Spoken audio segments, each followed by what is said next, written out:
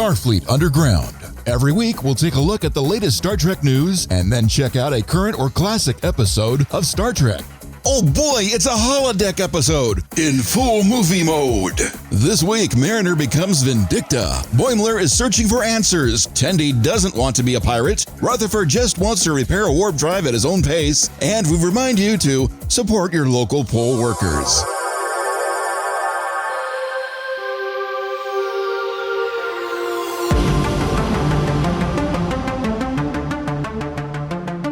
Good morning, good afternoon, or good evening. Thanks, everyone, for joining us here on Starfleet Underground. We know you have a bunch of choices on which podcast to listen to, so we're just saying we really value our loyal listeners. So thank you once again. And also thank you for all the well wishes and everything for our computer person, Patrick. He did recover. EMH was able to get him to fully recover after he got a mouthful of filter cleaning out the holodeck. Is that what happened to me? Yeah, because you were passed out and you didn't know You don't anything. even remember. No. Damn. It was next to the restroom. The holodeck apparently shared the filter with the restroom. And so you get a double whammy when you pulled it out and you went to rotate the EPS conduits. But I don't pull out. Well, you did this time. And then you were out. So EMH came and took care of you and said that you'd have some memory loss. But Dang. Welcome back. So in fact, why don't we go ahead and with the introduction here? Go ahead, Patrick. If we have new listeners, go ahead. I'm Patrick. I'm the first officer. I'm the liaison for alien species, and I'm the computer guru. Welcome. And of course, as always, we have our science officer always doing sciencey things. She's decided to take up Fred's mantle and been doing all kinds of things with the Tribbles. So, Heather? Hi, I'm Heather. I'm the science officer. And I was trying to cook food for the Tribbles last night before I went to bed. I'm sorry the red alert went off. I swear to God, when I cook, it just always seems to go off. I don't mean to start those fires, but... Maybe you should get Emerald Lagasse in the holodeck to teach you how to cook. Well, it sort of helps when you're cooking to have a lot of Tribbles there, because if there is a fire, all the Tribbles just like pee in unison, and then they like take care of the fire. It's fire prevention Tribbles. I mean, isn't that what the fire suppression system on board the ship is for? Is that what that's for? No, but they don't use moisture. It's a gas in order to help get rid of the fire. So moisture in electronics, even conduits, is a bad thing. So you mean the ship is farting on the fire?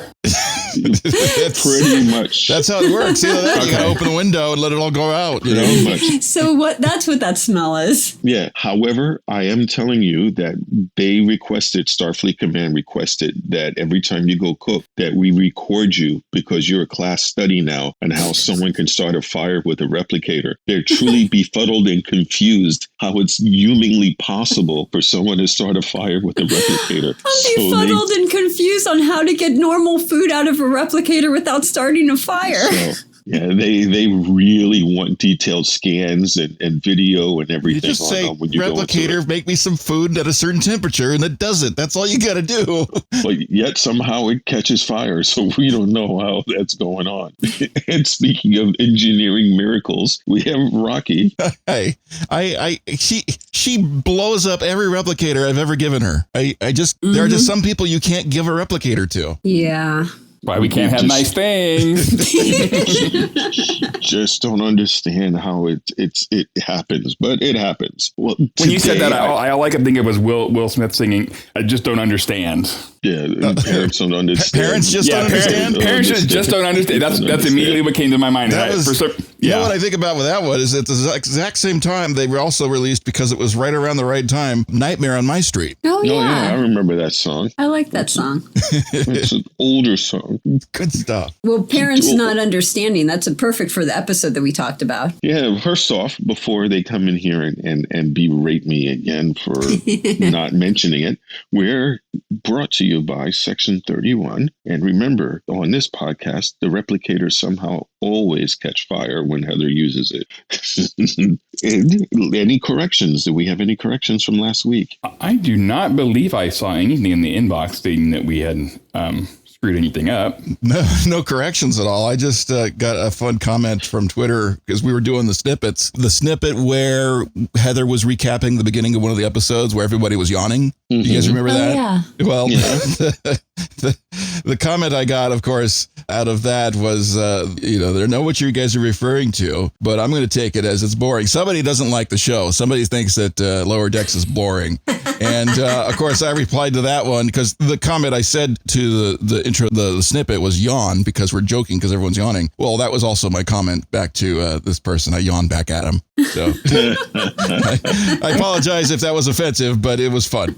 No, actually, that is funny. Yeah. No, that was actually very, very politically correct. Rather, you could have been, really all. I wasn't trying to get too snarky, Right. Just a shout out to at way too much beer on Twitter. I enjoyed that. It way was too much beer. Yeah. Well, that explains if he's watching it with way too much beer, then he may not get all the Easter eggs and everything that's on the show. So we're going to move on to segue for the news of the week. Anybody's got any news? How about you, Heather? Any news? Yeah. So the news that I have is from Alex Kurtzman. And he said that Section 31, the Section 31 series, will be set in an entirely different era. There is speculation that Giorgio will travel back in time and be the one responsible for actually creating Section 31. Oh, wow. This is so cool. I'm looking forward to that and looking forward to a whole new group of people that's going to hate the show. Right? Even before it starts, but I'm looking forward to it. Haters gonna hate.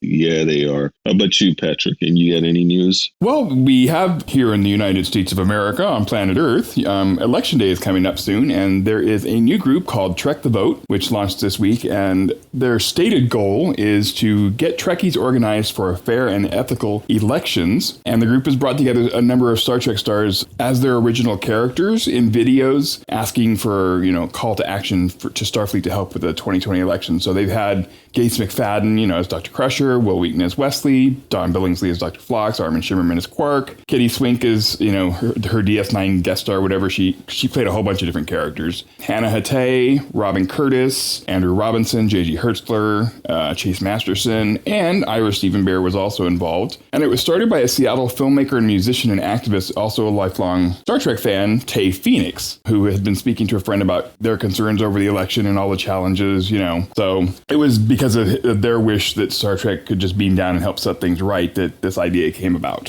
So that's pretty cool. Well, make sure then if you people out there, the main challenge going on right now is the poll is for people who work the polls. There's some areas that said they don't have enough people to work it. So if you're looking for a little extra cash, there are places in the United States and some of the states that will pay you to be a poll worker. So go ahead and look for that. You can go ahead and search your websites and everything and get a little aren't those called strippers? Money. I just want to apologize because I was thinking strippers as well. Yeah, I'm like, that's called strippers. No. And they work it. They work it at the polls. And they get paid. Workers. Oh man! I get out and vote though. Get out and vote. Yeah, we're gonna we'll put the link for the Trek the Vote up on our page. That way, if you guys need to get it, if you want to get to it, you can get to it. And so, yeah, it'll be there. The one thing I will say that's important is to actually go out and vote, because if you don't vote, you do not have a say or a right to complain on who wins. So go out there, make sure you vote. So you let your voice be heard. And support your local poll workers. Please go vote. Take a lot of singles. Because they're usually trying to go to medical school or something. Yeah, they need to pay the bills. Got that baby daddy. No matter how hard I try, this show always jumps past the PG rating. Oh my God, HR again. Okay, Rocky, you have any news? Oh, the news, yeah. Trekmovie.com, I love those guys because they always get the good juicy stuff. They interviewed Jonathan Frakes, and they were talking about Discovery Season 3. And Frakes actually directed Episode 3 of this. And apparently what happens, Episode 1, Burnham meets up with Book, the new character. Episode 2 is what happens on Discovery. And episode 3 is what happens when both of the storylines unify and reunificate Discovery with Burnham. They're saying there's a lot more emotion in this season. And just from the point of view of making a production, working on Discovery is a filmmaker's paradise. He says they got all the cool tools. He likes to use they do the the long oneers with the long shots that, it's just one take. It's a big, complicated shot. They throw all the bells and whistles at it, but it's like the one take thing. They love doing those. And it sounds like a lot of fun. And of course, you don't just do just the one long take. You also do the cutaway shots too, just to give everybody in editing the choice to do what they want to do in editing. So it's the perfect match of all the cool options, for directing a show. It sounds great. There's also talk about Frakes being involved with Strange New Worlds, Short Treks, and the Section 31 series. Yeah, they were talking about possibly if he was going to do a short trek, maybe it'd be a musical. I thought that was great. And the other little tidbit, I'm so excited. The other little tidbit I got out of this was that Anthony Rapp is shadowing Frakes as directing. Cool. Is that not badass? We know there's a history of Star Trek actors shadowing other Star Trek directors and then becoming directors themselves. So cool. Well, look, you got Roxanne Dawson and Robert Duncan McNeil. Oh, yeah. Both are like huge directors now. Big time. And some of the best episodes, you go back and look at who directed that one, and maybe you might recognize the name. Yeah. Now, there is a rumor, it hasn't been solidified yet, but there is a rumor that it's possible that Crusher is going to make it back, Wesley. That Wesley is going to actually be in either a Lower Decks or one of the other shows. So that I am looking forward to so much. That would be cool. That would be so awesome. That is an unconfirmed rumor that I've heard during one of the high-level meetings. That you're making up right now, right? No. It sounds like a good idea. I'm on for this rumor. No, so time will tell. Now that we've gotten the news out of the way, here comes the main mission of our podcast. Heather? Yes, sir. Reporting for duty, sir. So our episode that we watched this week was Star Trek Lower Decks, Season 1, Episode 9, Crisis Point. This aired Thursday, October 1st, 2020. So first we are going to talk about the teaser, which is a new form of torture. After Mariner saves a bunch of cows, lizards, from being food, she is sure that this time her mom will be proud of her. But when the captain arrives, she is terribly disappointed in her daughter for violating the Prime Directive. If Mariner wasn't her daughter, she'd be kicked off the ship already. Punishment time. Since Mariner likes the Brig, the captain had to think up a new form of torture. Therapy twice a week. Yuck. That was funny. When she said to like Mariner's like, send me to the Brig. I like the Brig. And that was her eyes. She goes, no, therapy. She's like, what is this? The 80s? We don't have psychological problems. Therapy. I don't like that guy. Everything is a salad metaphor. Wait, he's tossing his salad, Oh. I just like that they said, we raise them as food. They like it. Yeah. We're delicious. And when the captain says she'll release them, the rat licks his lips and looks at the lizards. It's like, oh my God. The Mariner, the way her eyes, she did not want to go to therapy. No. That was so funny. I don't need therapy. And then she's beamed off. I like how the captain fixes the problem. She's like, oh my God, if we just give you food replicators, will you stop eating them? Yeah, and he's like, can you make food pellets? And she's like, of course. Like, it's a food replicator. What do you think? It replicates food, Hello. Now, did you guys get the reference to The Next Generation, Lonely Among Us? No. That's what this was based off of. That's pretty cool. Which one was that one? See, that's why it's good to have four of us, because, each of us will catch something different. Yeah. Yeah. But which episode was that? Was it Next Generation? The Next Generation, Lonely Among Us. And the only real big difference is the lizards, even though they were lizards, they didn't look like lizards, but they were technically lizards. So that's the one where they wanted to eat the other species. Yeah. And they had, okay, I remember that one. Yeah. That was season 1, episode 6. Yeah, it was an early season 1 episode. Yeah, it was hilarious because there's you're not going to eat these other people. And they're you got a friggin' fork in hand ready to go. And there's I stopped him. He was carrying this. And it's that was a good episode. That was really funny. So this whole thing, Mariner is holding a revolution when Starfleet is supposed to be non-interference. Yeah. You're kind of violating she's like, screw the Prime Directive. These people are getting eaten. I love that. That was my favorite quote. Screw the Prime Directive. She's got some Kirk in her. So That's really kind of cool. I'll leave that one alone. Oh, okay. You're leaving that one alone. Out of all the ones we live alone, it's that one. Okay. Wait. Patrick actually showed restraint. Are you feeling okay? I'm gonna have to talk to the EMH. Mariner's not that old, so it's kind of creepy if she had Kirk in her. Okay. Yeah. Okay. Yeah. Good point. Yeah. So yeah, creepy. That was pretty cool. Okay, next scene. Okay. Is that paper? Is that paper we heard? I was trying really hard to be quiet. This is the part where they turn the page. If you guys remember growing up with the book with the records, Right. you can turn the page. You play a little chime right there. I was trying really hard to be quiet. Turn the page when the Tribble goes. Aesop's Twisted Fables. So, Act 1, the holodeck. Brad interrupts Tendi, Rutherford, and Mariner on the holodeck, wanting to use it for prep for an upcoming interview with the captain. They switch programs, and the gang is both surprised and impressed to find an exact replica of the crew with exact, accurate responses and everything.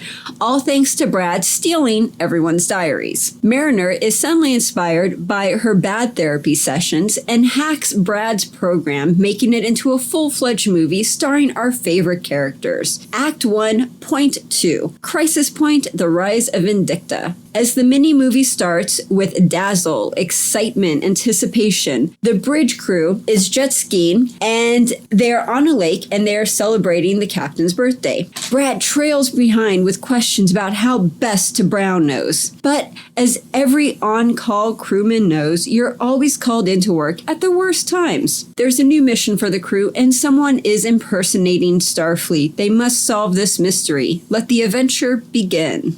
Best line in that section for me is when Boimler was trying to make points, and the guy's like, "Whose boy is this?" Right? And he responds. That was so funny. Not even a man. It's like, whose boy is this? That was funny. Jumping back a little bit to the teaser, when Mariner was fighting with the captain, she's like, "If I wasn't your daughter, you wouldn't be such a bitch all the time." No, that was actually in the movie. Was that in the movie? No. No, that was on the planet. No, they said that in the beginning too. Yeah, because they laid it all out on the planet, and it went how in real life it goes down on the planet. She gets sent to therapy. Oh, but wait, in the holodeck, the movie, then it really gets played out. Yeah. By the way, that quote is a reference for Alien. Oh, that one later. Yeah. Oh, yeah. Like, get away from her, you bitch. Yeah. That was like we talked about that. Moments. So. Yeah. I just love the couple of things that Boimler did. I mean, first off, who gets hit in the head with credits during the credit sequence? Right. Boimler of all people. Dude, the big words are flying at you. Duck. It's so More funny. than once. Twice. It happened at least twice. Oh my God. And then he walks up to the captain and he says, "Ahoy, Captain." And you just apparently don't say ahoy, Captain to the captain. Nope. And when Rutherford asked Sax, "Hey, buddy, how's it going?" Sax is like, "Don't talk to me. I'm pissed off." And he's like, "Whoa, amazing. We had the same conversation an hour ago." I was laughing. I mean, that's a great idea. Let's base off characters off of their private personal logs. No, that's a horrible idea. Don't do that.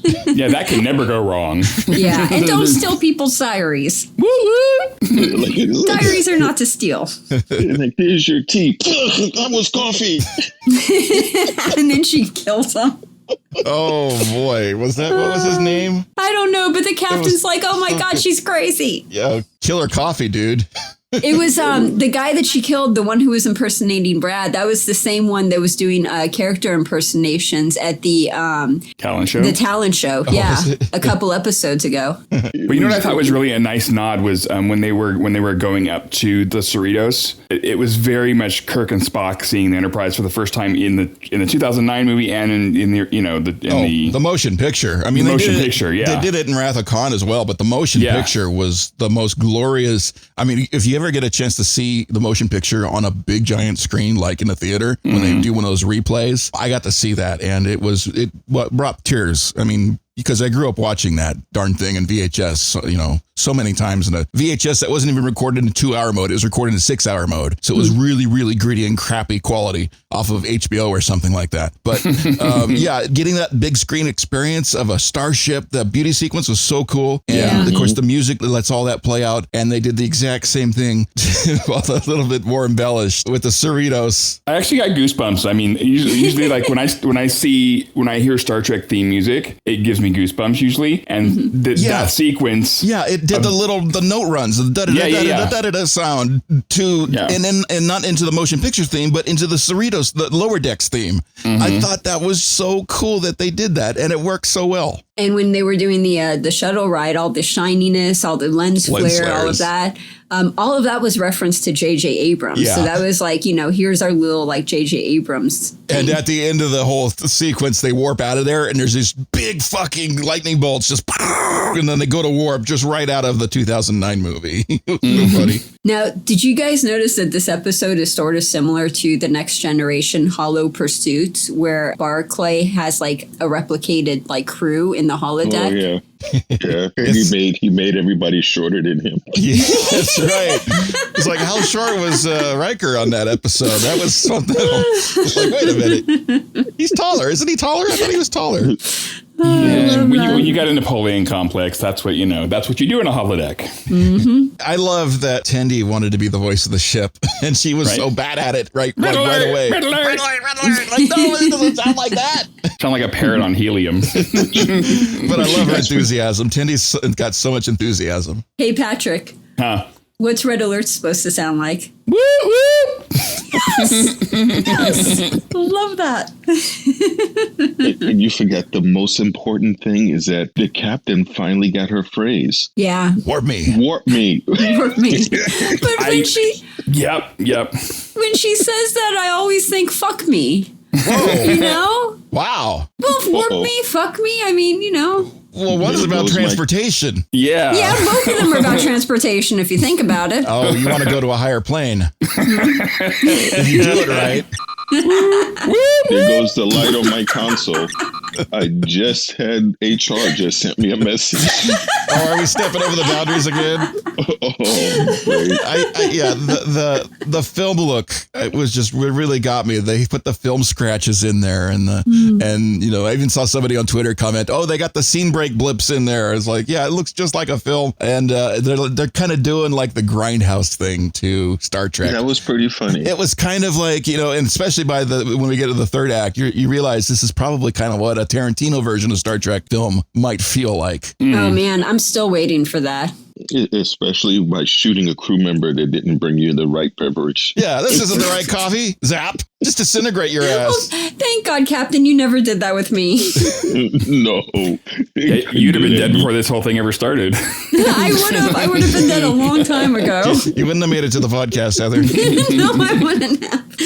No, did you guys know that the bird therapist, did you know he was voiced by Paul F. Tomkins, who is the co-host of the Pod Directive? No. I knew that because I looked it up because I thought, is that the guy that played? Is that the guy that? Oh, it's the other guy. Okay, but it's still, he did such a good job of it, and just all the food references are so funny. Oh, it's hilarious, and seeing him and Mariner like just interact with each other, and knowing that they're on the podcast, like as actors, they're on the podcast together, and they do that together, and then seeing them on, it was just great. It was awesome. I can only imagine how much fun they have doing these recording sessions. I wonder how much longer they are versus actually saying the lines and just how does it go crazy? Do they like go way off the rails? They have to. It's just that one day they're going to have a behind the scenes thing when they're going to show just how nutsy they get.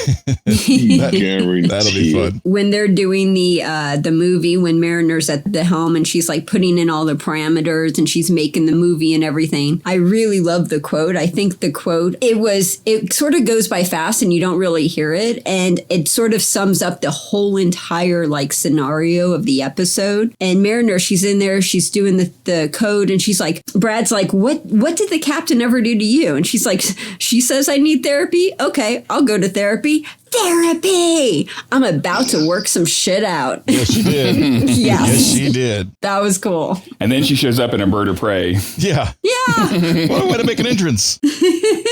I kept thinking this whole time, like Mariner has completely lost it. She went maniacal.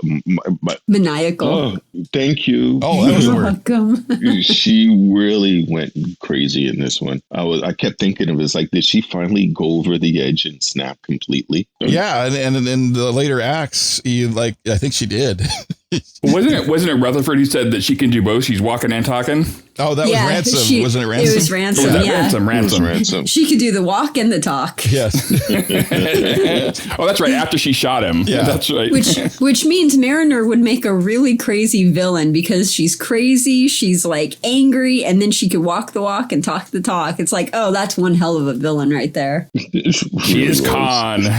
She is. She is Mariner Khan. I love it. Okay, so going on to Act 2, Vindicta. As soon as the Cerritos arrives, it's attacked by a rogue ship. An on-screen hail shows Mariner playing the lead as a maniacal villain, and Tendi and Rutherford are her henchmen. After a while, the Cerritos bridge crew realize they've been talking to a recording while the real villains come aboard. And then they start killing everyone. Mariner is dominating this first-person shooter game. Tendi is uncomfortable and finally leaves. Rutherford goes to engineering and confesses his undying love and true feelings to his boss with no consequences. And Brad tries to squeeze information out of dying bridge crew. Mariner finds the captain, and they get into a tussle which ends with Mariner crashing the ship on the planet below. Which was a reference to both Enterprise and Voyager crashing. Mm-hmm. Yeah. And you always thought that what would happen if the saucer section hit at an angle, it turns into a big wheel. It's like it was flipping like you drop a dime on the floor. It was, oh my, yeah. Yeah. I love the cool it was. I mean, it's never cool to see your saucer separate unless you're intending to separate the saucer. But it was so cool, the animation they did. I loved all the work they did in making that sequence as grand and cool as it could be, yet it's still a cartoon. And because it's a cartoon, they could go way beyond what they can do with the models. I just loved it. And say that 5 times fast, saucer separation. They did such an amazing job. You could really tell the difference between like normal lower decks and like, oh my God, this looks like a movie. Yes, I think they did something with the frame rate. They had to do something with the frame rate to make it look more movie-like because the animation was smoother and everything. They grindhoused it. They grindhoused it so hard. I loved what they did. And the lens flares. Yeah, it was really, really good. The combination of the lens flares, and the grindhousiness of it. When Mariner busts into 10 forward and she throws the Borg head at Shax. Designation explosive. That was priceless. And she used it as a shield too. Right? It's multi-purpose. Like, where did you pull that Borg head out of? Jeez, that's a good question. That's a good question. Where did the Borg head come from? Whose butt did you pull that out of? and Boimler, oh my God, it's like she loves cookies, but make sure you don't give her what type of cookies is she's allergic to? What's her allergy? And then he dies. Just at the last second. They always die. It was just when the most important thing is, and then you die. That last bit of information that you just need to save the world, and you never get it. And the secret code to the money is... It's under the big W, I tell you. The big W. What was funny, I thought Rutherford and was it Phillips? Phillips, He's like, I love how you program subroutines. You're the best engineer in the fleet. I mean, goodness. And of course, they had the moment where they went, rudimentary plasma filter. It was so homoerotic. It was pretty cool. What I like is that with Tendi, now you guys also have to realize that we're almost done with the whole season. I'm finally getting their names right. But I really like that Tendi showed her personality. She was able to play along for a little bit, but she couldn't go against her base nature. She's like, this is just too violent for me. I'm out. Yeah, I really respected where Tendi was coming from, because you want your friend to play the cool stereotype, but when the cool stereotype's not really that cool to be that stereotype, I dig that Tendi's like, no, this is too much. We're done with this. You've lost it. You've gone too far, and give me the arch. Tendi's like, this is not me. Yeah, she's like, all Orions are not pirates. Yeah, at least they haven't been pirates for at least 5 years. I mean, come on. And they're all Orions but pirates. But pirates? Wait a minute, what? What kind of pirates? What did you say? Oh, man, there goes my console. And Tendi's a butt pirate. And I love and Mariner's like, we're going to go take down the captain and grab some tacos. Yeah. And did you guys get, when talking about Orions and pirates and slaves, the reference is the original series, the episode The Cage, and another episode Whom Gods Destroy, and also the animated series Pirates of Orion. Mm. I never knew that Orions had been pirates. I just thought they were always, the sexy slave, Yeah, there's another side to the Orions that you didn't really. I mean, you only visit so much of any species on Star Trek for only so much time. You can't get the entire story. There's no way you can get the entire story. But Orions, you thought were always the sexy dancers, but we never saw the other side of it. Does that mean when Kirk fucked an Orion girl, he was condoning that behavior, the pirate behavior? Or he was enjoying slaves? it. Well, he was walking the plank, that's for sure. Well, he was enjoying it. Yeah. Well, we also find out that the real power, because the Orion men were always the kind of front and center, and then you found out the real power behind them was the woman. Mm-hmm. That they had a chemical or something that made the men subservient to them. They just did that role. So, there's a group of cosplayers at Star Trek Las Vegas. It's a bunch of guys, and they all do Orion slave men. Oh, cool. There's like 5 of them. Yeah. Yeah, but there's one female. Yeah, they do have one girl in there. That goes with them. Yep, they have one that goes with them. And so if she's listening, we could have you as a guest, but only if you tell us you were listening. If you're not listening, then this invitation becomes null and void. So this is one way to tell if you're one of our audience members. Okay. The 10 forward scene, one thing that did get me was this ginormous phaser blast. It was Shax with a BFG. He had a big friggin' phaser. I know. That was pretty funny. I had a big smile out of that. He thought, when you get to hell, tell them the Pa Race sent you. Yeah, tell the Pa Race that I sent you. Totally. I mean, that's you want a good definition of a Bajoran with a badass attitude and give them a really big phaser. That was it right there. It was Major Kira on steroids. Oh my God. What did he call it? Was it the Pa Race killer gun or something like that? I forgot the name he gave it when he fired it. But that blast was like, whoa. That was pretty cool. You could hear it before you saw it. You knew what was happening. It's like somebody's got a BFG. All I know is I'm like thinking the entire time, oh my God, this is such a first-person shooter video game. Well, it's a holodeck. It's totally like, if you want to take the holodeck and turn it to 11, this is kind of what would happen. One of my favorite quotes is from Rutherford. So Vindicta is on the screen. She's giving her speech, and she has this like really like snarky quip. And Rutherford, he comes on the screen real quick, and he's like, "Oh, Vindicta got yo ass." And I was like, oh my God, I love this. They do that. They did a little off-screen lines it's like, oh yeah, Oh, I love this so much. They're doing that stuff. I like when they sneak those in. It's kind of funny. Me that was too. like 2 snaps up. Mm-hmm. So awesome. So I guess we're on to scene 3 now, huh? Next section. Mm-hmm.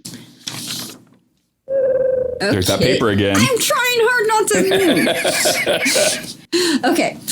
Act 3, foiled again. Even though the ship is totaled, Mariner is still fist fighting the captain. This holodeck character is perfect for her to take all of her anger and frustration out of. Now, this is real therapy. Right before she stabs the captain, the holodeck version of Mariner saves the day and teleports the captain out in the nick of time. A brutal fist fight starts between Mariner and the doppelganger, and after some harsh words and stunning realizations, the doppelganger kicks Mariner's ass, winning the game. The holodeck program ends, and later in the lounge, we see that this kind of therapy really actually helped Mariner. She apologizes all around, which makes the captain question her sanity, and goes and sees a therapist. Brad returns to the holodeck program to finish his interview prep, but unfortunately, it was at the most inopportune time. The captain is given a eulogy and burying her daughter, Beckett Mariner. The secret is out. Brad is flabbergasted by this information and, because of it, flunks his interview. This is the section where we get the quote from Aliens from Ripley where she's like, "Get off my mom, you bitch." Yeah.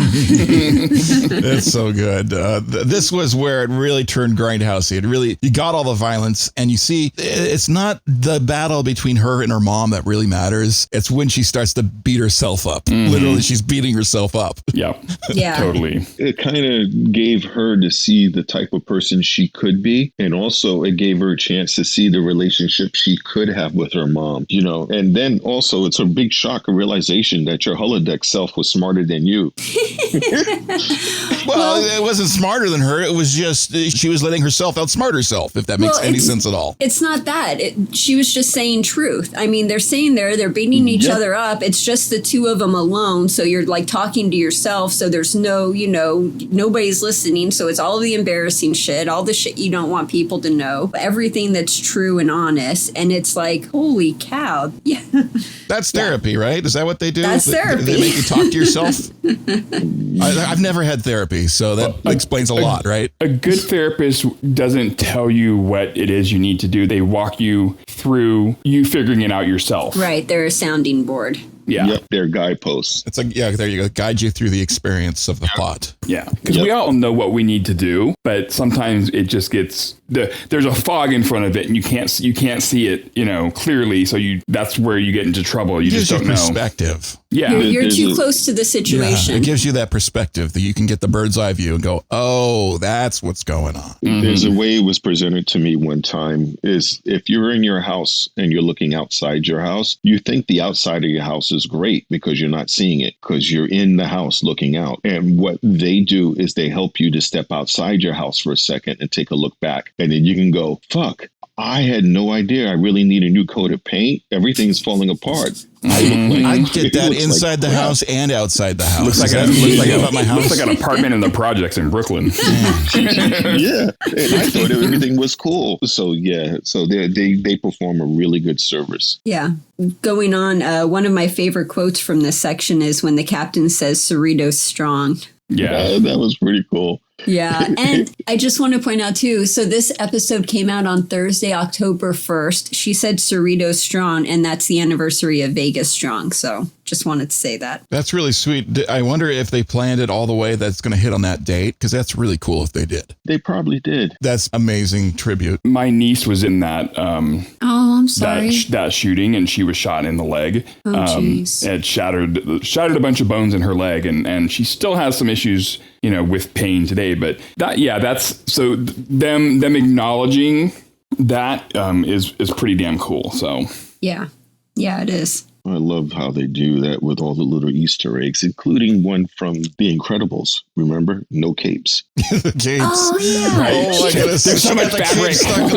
Even before that, what was it with those two people that were talking? Those two officers were just chatting around, talking about doing something, and then kablam! Yeah, and it lands on right them. on top of them. Just so reckless. She looks way better without a cape anyway. Yeah, you know, the cape wasn't helping her. Yeah. No, it wasn't. She almost got disintegrated. I mean, unless it's a bulletproof cape, then, you know, you don't need it. And when she was fighting herself and she mentions that she dresses as Toby the Targ for Halloween. Did you guys get that reference from Voyager? Because B'Elanna Torres had a little plushie toy that was a Toby the Targ. And then the Doctor referenced the stories of Toby the Targ. And if anyone out there doesn't know who Toby the Targ is, it's a Klingon pet that mixes a dog and a pig. Yeah, I remembered the reference, but I just couldn't, you know, pinpoint it. Well, I knew what a Targ was. I didn't recognize a Toby the Targ, but now that you mentioned that B'Elanna did have a thing with the Targ. I remember that. Yeah, that's a good pickup. Interspecies love, man. Yeah. I love that she dressed in that. Even when she was too old, she still dressed as it. Yeah. I thought that was funny. Well, in your teenage years, you still got to keep dressing. I kept dressing up for Halloween. Come on. We all cosplay, so I know, right? We all dress up. Everybody, even I, you know, I went to the convention for the first time like 3 years ago, and I'm like, I'm a fan of Star Trek, but I'm not a dress up cosplaying guy. I just like the show. And then I went there and I'm like, oh my God, I got to get a uniform. Well, that's funny because that's what Nathan was like that initially when we started started first going to conventions, we didn't dress up, and then I'm like, we're dressing up. He's like, I don't do that. He's like, I'm like, yes, you do. When you put on the uniform, you feel like you're part of the crew. I mean, it really does.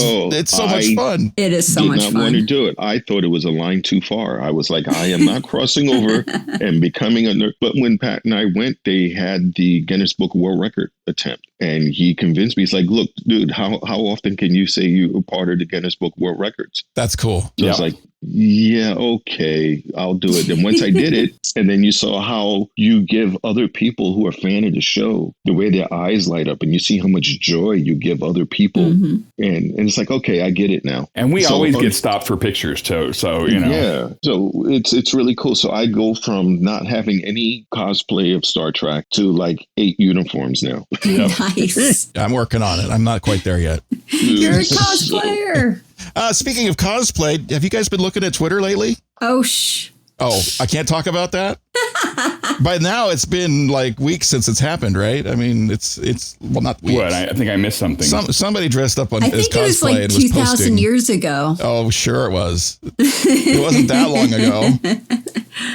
So if you guys don't know what I'm talking about, Heather posted some pictures on her Twitter, okay? Oh, okay. Yeah. I saw She was that. in uniform, so it was all right. It's very, very respectable. Showing her tattoo. Yeah.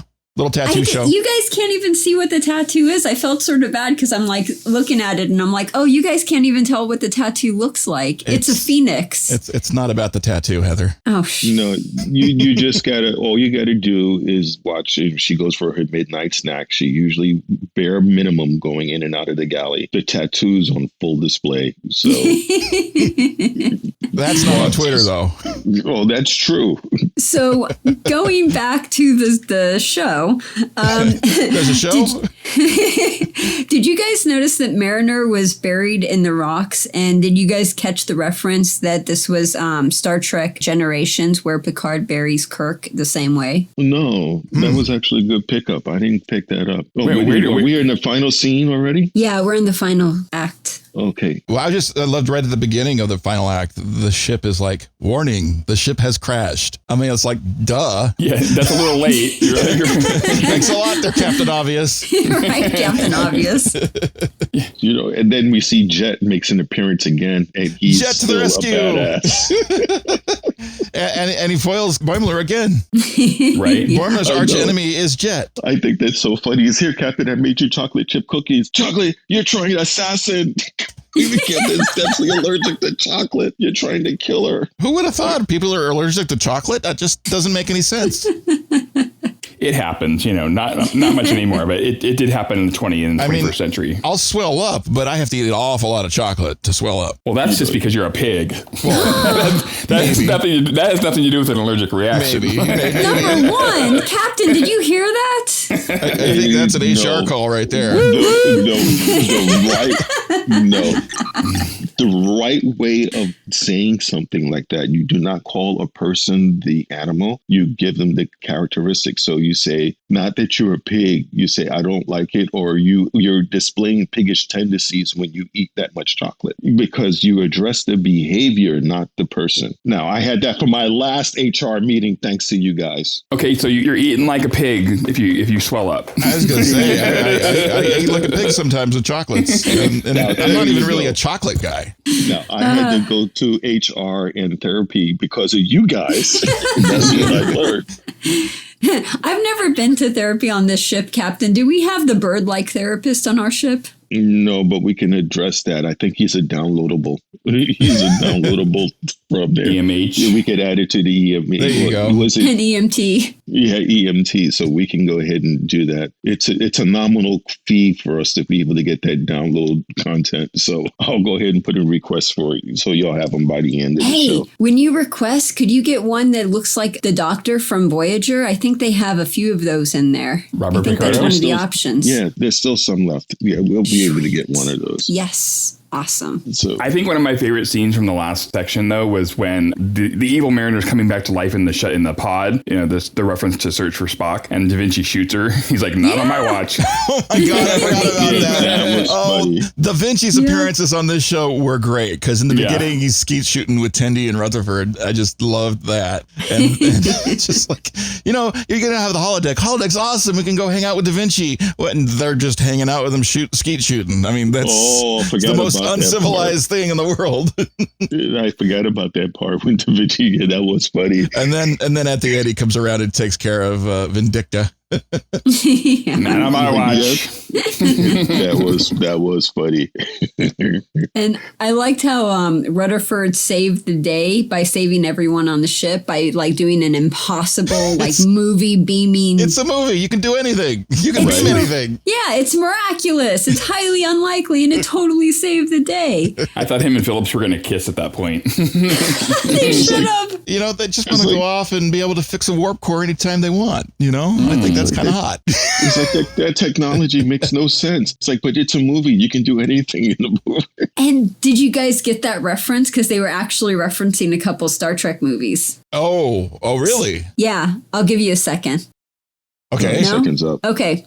So Star Trek 2009, when Kirk and Scotty are beamed from a planet and onto a moving ship that's going warp speed. That's one. Okay. Well, you can do it. That's It's a in a motion movie. picture. Yeah. Another one is Star Trek Generation, where they beamed 47 people with the push of one button. Ooh. And that magical 47 number. Oh, yeah. Not 42. 47. 47 is the number. And the last one is The Voyage Home, where they beamed humpback whales. But see, they have cargo transporters, which for some reason you're not supposed to use to beam people. So that's how they're able to get all that. It works perfectly on whales. Yeah, but you weren't supposed to do it. It's just a big transporter. It's an energy thing, you know, because you know when you energize the cargo transporter, it zaps a lot of juice out of the warp coils, you know, or the crystals or whatever's generating. But when you're doing just a person, it's not as it's more power efficient. So that's why we just don't send anybody through the cargo transporter all the time. It's kind of like overkill. Yeah, it's like using NOS in your car to go one block. exactly. Yeah, you don't do it. Or put NOS in your car in general. Seriously, so you don't want to do that. Yeah. The Star Trek 4 reference when they energized and brought the whales aboard, when the ship was creaking. Darby whales. I love that you hear the ship creaking when you're beaming something in. That was kind of new. It has nothing to do with lower decks, but it triggered in my head. What I thought was really, as soon as I saw that last scene, though, when he walks and he finds out that Mariner is the daughter, I was like, oh my God, the wrong friggin' person to have a secret. Because they know that this guy can't keep a secret for nothing. Yeah, totally. The last person you want to have the secrets to. Well, during the interview, yeah. During the interview, his leg shaking, he's twitching out. He can't handle it. He's got a secret. No, he can't. Just say what's on your mind, Mariner. And you see in the coming attractions that he just can't keep it to himself. He goes up to him, I know your secret. It's like, dude, seriously.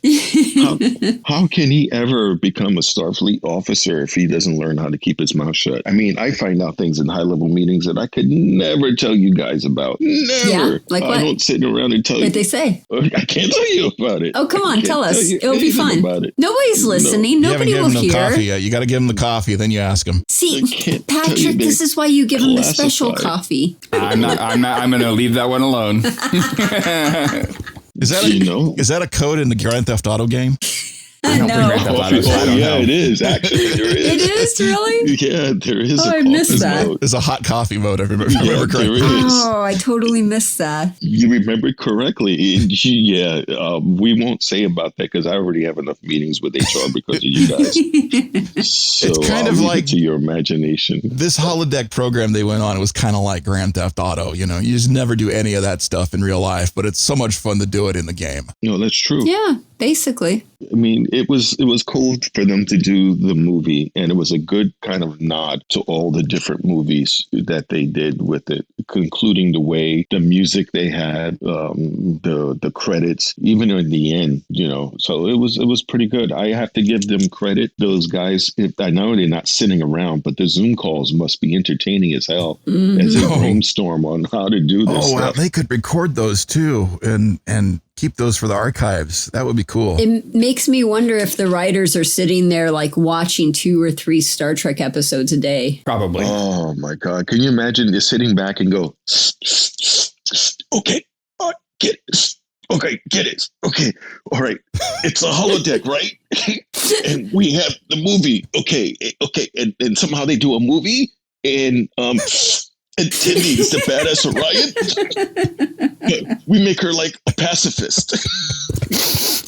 Sniff. Oh my God. Is this what writers' rooms are like? And the dogs eat the lizards, and the lizards revolt because, freedom and everything. But, prime directive, so they can't do that shit. Seriously. And we have her Mariner to Shea Rivara. Yeah, that's right. The statue pulled out. Yeah. I can see it now. And there's one guy that's like, I'm sorry, I missed that. I was getting cookies. What are you talking about? I would be the cookies guy. Don't bring cookies. I'm allergic to chocolate. Oh, wait, we got to put that in there. We're going to put that in there. Yeah, we're going to put that in there. And I'd be like, oh, I brought cookies to this. This is good. I helped. Oh, my God. Let's give it a twist. What twist can we give it? Mariner's beating herself up. So why not let her beat herself up? Yeah. Whoa. Mind blown. Gnarly. Tubular. While we're at it, let's change the red alert to what?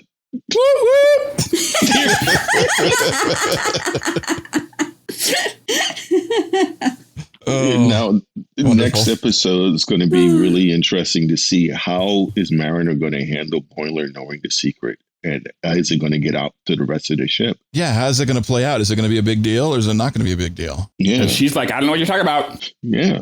And this episode was like I really enjoyed this one out of all of them. This is probably my favorite one. I mean, I had so many, you had the emotional feels of seeing the starshipy type moves, and you had so much fun with just blasting up the holodeck, because holodeck episodes are always so much fun. How are they going to top this one? They got to top this one. It's kind of like if you realize, even in the service, sometimes the people who are the hardest on you doesn't necessarily mean they hate you. They're just looking out for you. They're trying to make you to be the best that you are. And for her to realize that her mother was actually trying to protect her by the way she did things, that was a big eye opener for Mariner. You could see it when she came to that realization on the holodeck. So it was cool. I'm wondering how their relationship is going to be moving forward now. She gave her mother a fist pound, and that made her nervous. She was like, "Why is she being nice to me? What's going on?"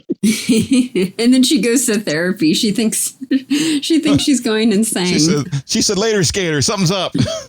Right. And then she smashes. She's mad. Don't give me none of that solid crap. And did you notice that the little bonsai tree was still on the table, completely smashed from Mariner?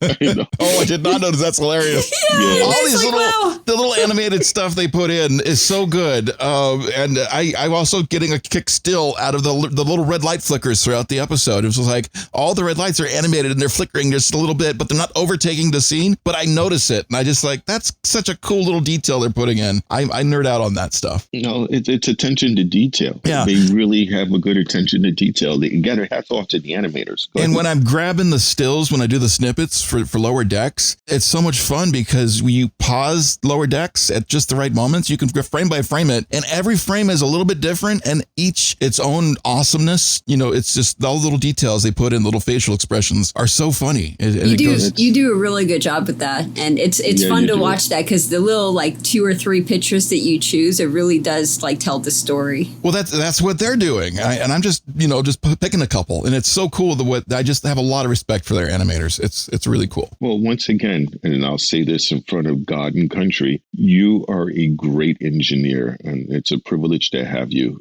They put you in for the Orion Award, so we'll be able to find out, hopefully by discovery, whether or not if you got it. I second so that. He's going to get a poll? Huh? You said you were putting him in for the Orion Award, so he's going to get a poll. No, the O'Brien Award. I thought you said Orion. I am not going to get another poll because you already have one in your quarters. Why are we going to put another one in? It's I not got the one in my poll trousers so much as too. the poll worker. So my God. I was walking, I probably shouldn't say this. I was walking by Patrick's room the other day, and when I saw him using the pole, I thought it was really interesting because he had roller skates on. Yeah, he does that. Hey, it's the 70s, man. Disco. Come on. I was flashing back. He's a disco fan. What I was really impressed with is It's how when my people was having the best time. how he turned around on the pole and he had his back on his pole and he was suspended mid pole and he wasn't using his hands or his legs. Hands free and legs Whoa. free. He's got a How grip. did you do So, that? I got some strong butt cheeks, man. That's what it was. So you ever walk in when he's having walnuts? It's like Gripping that pole. Butts it's butt of steel. Yeah, Were you making go a in, it's walnut like- cracking joke right there if you needed to crack a walnut? Yeah, seriously. He doesn't have the walnut cracker. He just puts it behind himself and you see him tense up. Look, he's like, would you like some walnuts? It's like, no, thank you, dude. It's like, what? My ass is clean. I just got out of the sonic shower. It's totally sanitary. Don't be jealous. Oh my God. Plus, we have the bideos and everything. Yeah, if you go on Liberty with Patrick, because every once in a while, if he walks ahead of you, he'll look behind you and look at you and go, "It's tight like a young man's ass, isn't it?" I don't have to say that because I already know it's true. Oh, See, well, I'm telling you. That's confidence. Well, no, great. I just realized I just put myself in HR. The light went off. Okay, before I get into any more I have to put a new light, another couple more lights in your console, sir. Seriously. Oh my God. Now, before I get myself into more trouble, we've finally gotten towards the end of our podcast here. First off, really thank you guys for listening to us every week. And the premiere will take place sometimes on the following day. You'll be able to hear us. And if you're listening to us already, welcome to the premiere. Yeah. You may have been listening to a premiere already. This is true. And if you are not listening to premiere and this is a regular podcast, you missed the premiere. So you could always look for us on YouTube when we have it. Check for us on all of our social media. You'll be able to get the content. It'll be on the YouTube channel. Follow us on the Twitters. Follow us on Facebook and Instagram, where you'll get a chance to get little previews as well as flashbacks of other parts of the show. So again, this show was brought to you by Section 31. I had to mention it twice because I forgot it once and they get all upset all about it. So I got to make sure that happens. They did pay for the marketing. Oh, wait, they didn't pay us. Never mind. No. However, one of the things I will tell you guys about is that we might get a new ship here by the time Discovery starts. I got a requisition and it hasn't been denied right off the bat. So they think I won't have to clear out the holofilters for a long time? You might not. Oh, thank God we don't have to clean this ship after all the Tribbles and what they've done. No. And then this new one, to Patrick's much delight, it has self-cleaning holodeck filters. Yay! Woo! I just, when they take a ship and they retire it, they send it in the mothballs. Well, this ship will be sent into Tribble balls. This ship is going to be put in the dumpster real quick. Well, that's a lot of Tribble balls because those things are small. They're going to Tribble ball the ship, yeah. They're going to think they got everything out and they're going to still find Tribbles in the Jeffrey tubes. It's going to be bad. So hopefully, I don't know what they're going to do with the ship, but I'm sure they're going to find Tribbles in it. And last business before we disconnect here, Rocky. Yes. Your request to have a bunch of EMEs, emergency EM. No, oh my God, I messed up the terminology. You put in your request for it. You wanted a bunch of emergency holodeck engineers programs to be able to have holo emitters everywhere on the ship. Yeah, because you can't be in more than one place at once. It'd be so handy to have some of those. Exactly. That request actually got approved and it's going to be on the new ship. Oh. So you'll be able to have a lot of help. Sweet. However, they did ask me if you wanted the same thing that Rios had. Do you want them all be based off of your template with different personalities of yourself? Oh, no, you don't need to do that. No, you don't need to do that. Are you sure? I'm pretty sure. Hey, I have a request. Can we make them look like Tribbles? No. That would be actually be That would be scary. kinda cool. You gotta think a bunch of cousin its running around the ship. Yeah. And Tribbles don't have hands, so they wouldn't be any good at doing any engineering tasks. So The fur would go so far out that you wouldn't see their hands moving, like, because it would be under the fur. The fur would cover it. but It'd still be freaky. they'd be Tribbles. And then you, knowing you would always do the bad Scotty accent when you walk in. There'll be Tribbles here. So we're gonna. That was a really bad accent. That's what I was imitating her doing the accent. Okay. Damn it, Captain! I'm a science engineer, not a actor. See, there you go. Thanks everybody for listening. We're gonna leave you on that note. Please remember, just don't have a nice week, but make it so. Starfleet Underground, beaming into a podcast feed near you. Log on to our website at starfleetunderground.com and send your comments and questions to thecollective@starfleetunderground.com. Follow us on Twitter at StarfleetUnderG and on Facebook and Instagram, we're Starfleet Underground.